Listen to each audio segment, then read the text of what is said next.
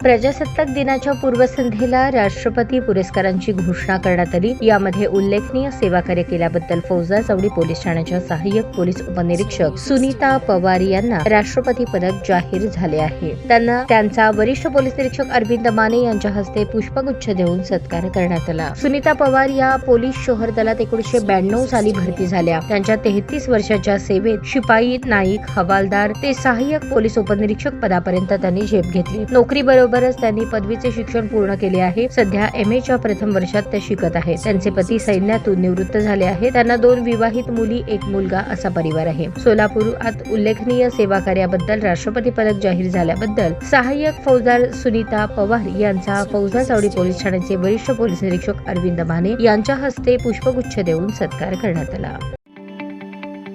ताज्या बातम्या पाहण्यासाठी प्राईम महाराष्ट्र न्यूज चॅनलला सबस्क्राईब करा।